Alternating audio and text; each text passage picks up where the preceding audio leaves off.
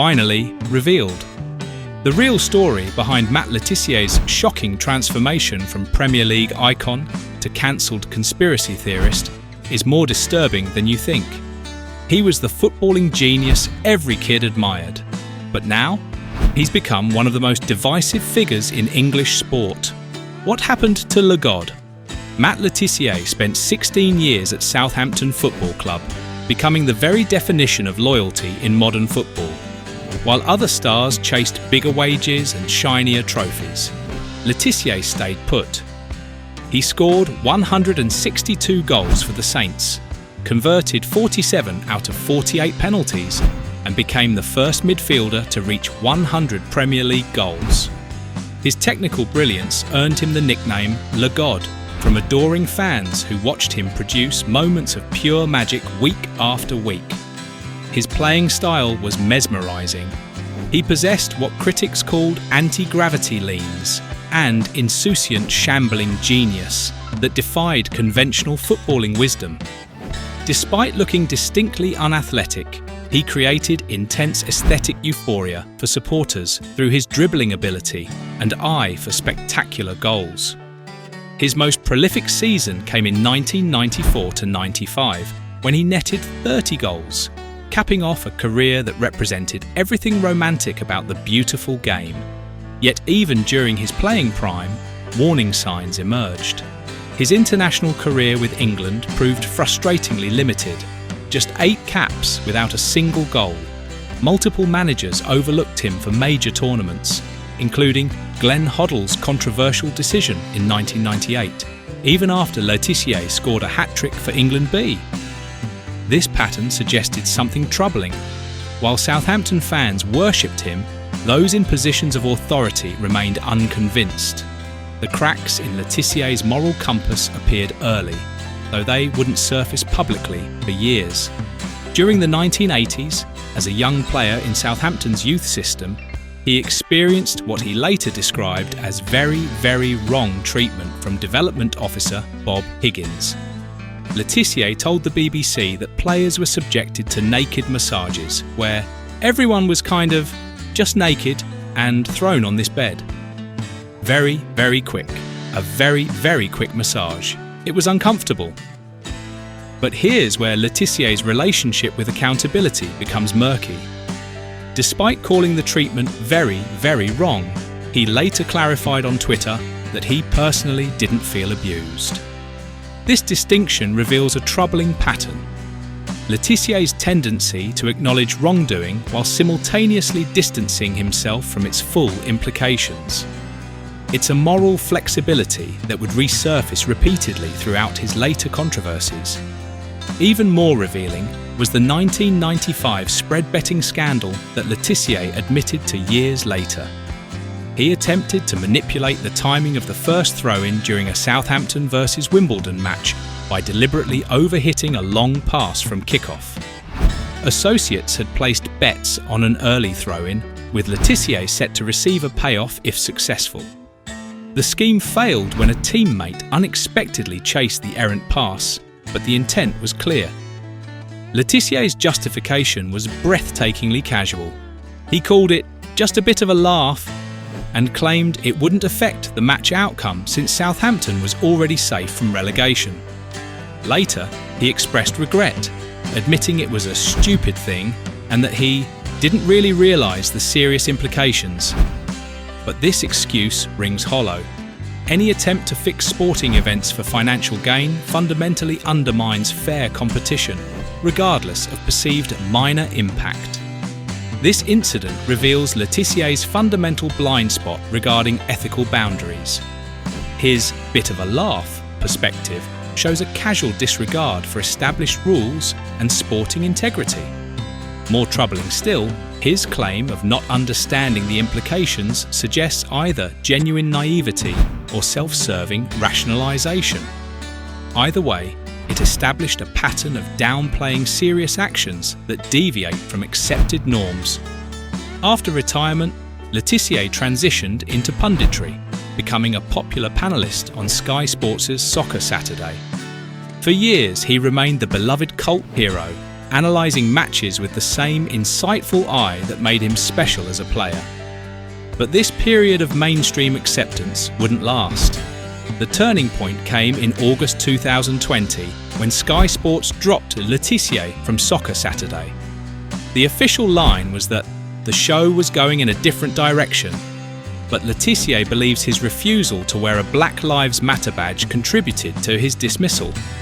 He claims he was told to wear the badge about a minute before a live broadcast and refused. Sky reportedly cited the need to take into account the reputation of the company when making personnel decisions. This incident marked Le Tissier's transformation from respected pundit to controversial provocateur. He began using social media to express increasingly outspoken views that challenged mainstream narratives. His COVID-19 skepticism became particularly pronounced, with Le Tissier tweeting about government overreaction and openly opposing lockdowns and mask mandates. But Le Tissier didn't stop at policy disagreement. He promoted specific conspiracy theories, including unsubstantiated claims that COVID-19 patients were actors and that PCR testing constituted the biggest fraud ever perpetrated on mankind. These weren't mere opinions, but dangerous misinformation that could influence public health decisions. His most offensive moment came when he posted an image on Twitter implying comparison between the Holocaust and face mask requirements. The backlash was swift and severe. Le Tissier deleted the tweet and apologised, claiming it had been taken out of context, but the damage was done. The man once known for bringing joy through football was now associated with trivialising genocide. The pattern continued in 2021 when Le Tissier promoted unverified correlations between Christian Eriksen's on-pitch cardiac arrest and COVID vaccination, despite Eriksen not being vaccinated. He joined other former footballers in demanding investigations into links between on-field collapses and vaccines, spreading medical misinformation without basis in scientific fact. Perhaps most damaging was Le Tissier's April 2022 tweet concerning the alleged Bucha massacre during Russia's invasion of Ukraine. He retweeted a message suggesting media manipulation in reporting the massacre, adding this with a pointing down emoji. The implication was clear. Le Tissier was suggesting the documented war crimes were fabricated or exaggerated. The backlash was immediate and devastating. Within days, Le Tissier resigned from his role as Southampton FC ambassador, stating he wanted to avoid any confusion and separate the work I believe in from my relationship with the club. But the damage extended further. The Jersey Bulls Football Club cancelled his scheduled appearance as guest of honour at their gala dinner, citing significant backlash and their duty of care to all connected to our club. Le Tissier's response to these consequences reveals his fundamental misunderstanding of accountability. He frames his experience as cancellation and positions himself as a victim fighting against media censorship. This narrative resonates with certain segments who view him as courageously challenging authority. But mainstream perception differs dramatically. Most see him as facing natural consequences for promoting harmful misinformation. His claim that you are free to offend people and that somebody can only take offence reflects an interpretation of free speech that prioritises the speaker's rights over potential societal harm. This perspective ignores the responsibility that comes with public platforms, particularly when spreading unverified claims about public health and geopolitical events. Since his mainstream exile, Le Tissier has strategically pivoted towards alternative media and commercial ventures that capitalise on his controversial persona. He joined non-league club Sholing as associate director and launched a football agency with former teammate Francis Benali. More tellingly, he's appeared on podcasts discussing how he has managed to generate and create an income after his cancellation. Even these new ventures haven't escaped scrutiny.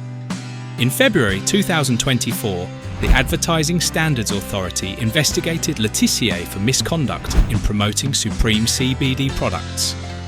The ASA concluded his social media posts were commercial rather than honest opinions and made unlawful medical claims. This ruling demonstrates that his pattern of operating outside conventional norms continues, even in business contexts. Le Tissier's journey from Lagod to pariah illustrates how public figures can leverage controversy for continued relevance in alternative spheres.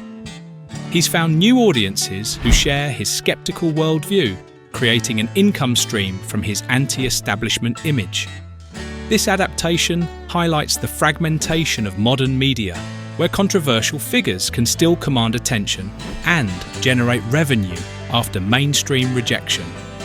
The transformation has created a dual legacy that perfectly captures modern celebrity culture's complexities. Among Southampton fans, Le Tissier remains the mesmerising talent who gave everything to their club.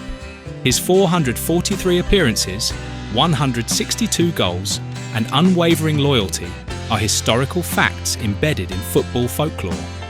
This footballing legacy remains largely insulated from his later controversies, particularly for those who witnessed his playing prime.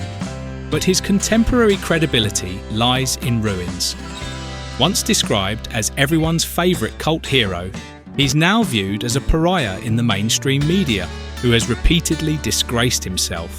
A Polish source aptly captured this contradiction, describing him as a legend who consistently demolishes his own monument.